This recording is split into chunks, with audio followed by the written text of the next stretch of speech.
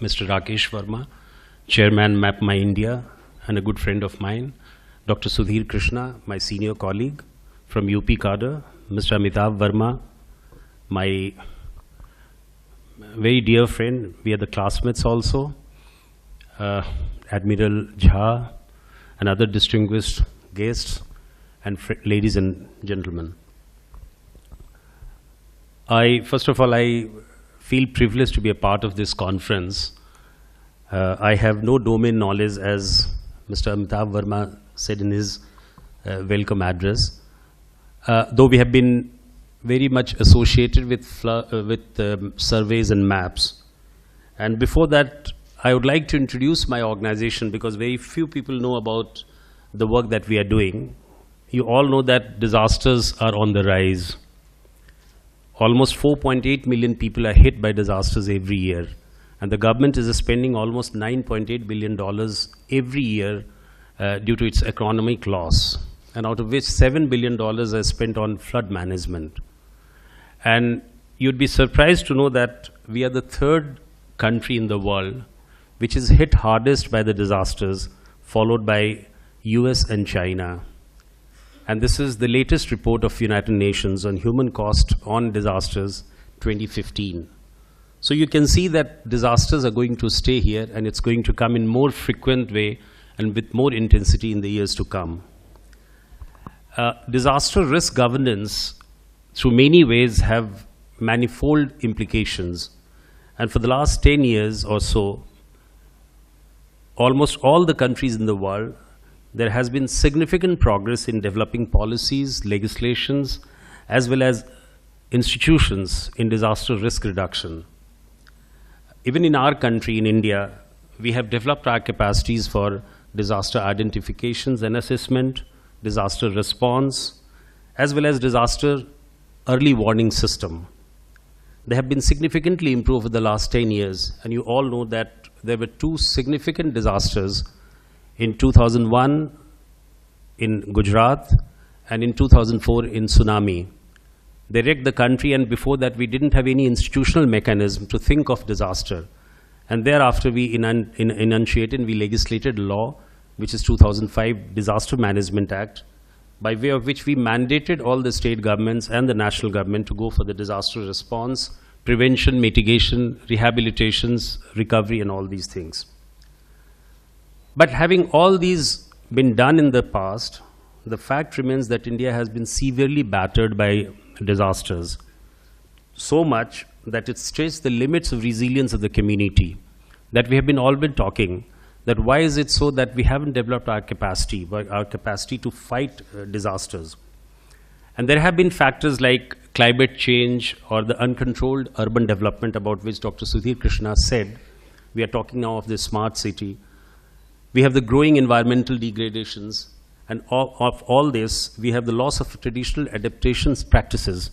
They make our resilience much more difficult for the people to understand. NDRF as a national force, which was created in 2006, has been trying to raise awareness amongst the people, amongst the communities, and has been tackling disasters, not only the natural disasters, but man-made disasters as well. We have a number of success stories. We started with Kosi flood in 2008 in Bihar in a massive way. Thereafter, we did a good service in Uttarakhand crisis in 2013. We showed our presence in Nepal, and before that we showed our presence in Japan in 2011, which was something which the global community recognized. But the most important thing about the NDRF is that the role of NDRF becomes very, very critical when you have a technological response. Recently, about a couple of months back, in Himachal Pradesh, there was a tunnel rescue operation in which 11 workers got trapped because a landslide, a minor landslide took place, and the entire under construction tunnel caved in. We got to know about it after 6 days. And when the engineers and the NDRF teams went there, we tried to establish a contact with the trapped workers. Out of that, out of 11, 8 had already come out, but 3 were still trapped. And we could establish contact with them by digging a vertical shaft 42 meters below the ground. And there are valiant workers, they went inside wearing all the man-made and equipment like full body harness and chipping hammers and all that, and they could successfully evacuate those 2 workers. One was no longer alive at that time, but after 9 days of captivity within the under construction tunnel, these 2 workers could be successfully evacuated and pulled out and made alive. So this technological revolution, this technological response is very, very important, and which we concentrate. Apart from that, the fact is the NDRF is also working as multidisciplinary response, multi-hazard response, and community-centric response, which is very important. When we are not tackling disasters, we try to teach the community, we try to sensitize the community that how best you can develop the capacity building within yourself, and you can save yourselves, you can save the community and friends. We try to capitalize the golden hours by putting our standard operating procedures in place, by fanning out to different places. And the 2 principles that come handy to us is that we are proactively available to the estates or to any stakeholder. And secondly, that we pre-position our teams. And that is why when J&K urban flood started in 2004, we had already our teams placed there. And we could successfully evacuate more than 50,000 people from that flood-ravaged state. The same story happened in Chennai urban flood, where we extensively used our social media, social platform. That was the time when we developed our Facebook, we developed our Twitter account, we went on for the helpline and all that. So all these things are changing the concept of disaster response. And this is where we come into picture, how the maps try to solve our problem and how the maps can be useful for our own benefit or for the benefit of the community. The contribution of NDRF is totally dependent on contribution given by fields like this. And that is why maps do play a very, very important role. In fact, in today's world, no operations, bigger or smaller, can be possible without the help of the maps. Be it the briefing of the rescuers, we go for unknown places, and we try to brief the rescuers that what kind of terrain would be there, how you can go about it. They get the general impression about the area. We explain the damaged structures. We went to Nepal. We didn't know ABC of Nepal, but it is through the maps or through the information given by the Nepalese army that we could try to evacuate people, and we saved 11 lives out of 16, done by any community workers.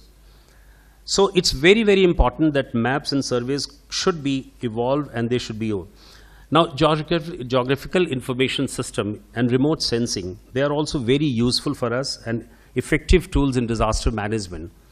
And remotely sensed data can be used very efficiently to assess severity and temperature. So that is the reason why we go for this map availability, accessibility, as well as for need for quickly highlighting the surveys using aerial surveys, for example. Aerial surveys is very important. We have been using the unmanned vehicles also, Netra. NDRF has been using Netra at a very, very convenient pace, which is very light, which is autonomous, unmanned, and we used it in J&K flood. So all these things are so important for disaster management. And that is why when we talk of disaster management, we go for flood mapping, we go for resource mapping. In fact, why is it so that we get the resources from one place to another? Why is it so that J&K flood needs the resources from a place called Chennai or from Karnataka? Why can't we have the networking of all the resources, and we can have a networking at one place where we can have the resource mapping, and we can get to know that resources can be available or can be made available to a ravaged place or to a flood affected areas. So GIS, remote sensing, data mapping, resource mapping, all these things are very, very important for disaster management. So I'm sure this conference is going to deliberate upon all these things in a very professional manner. Because India is a country prone to all these things, to natural disasters due to its unique geoclimatic conditions. And I'm sure that India is a rapidly growing country where you have the technology at its base. We are talking now of smart cities. And a smart city cannot be a smart city unless you make it a disaster resilient city.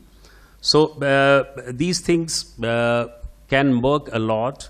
And with the emergence of fields like big data analytics or advancement of GIS or GPS tracking systems, or you have the space technologies, how you can make use of a space technology, remote sensing, or pictures from outside for disaster management, even the social media, so important.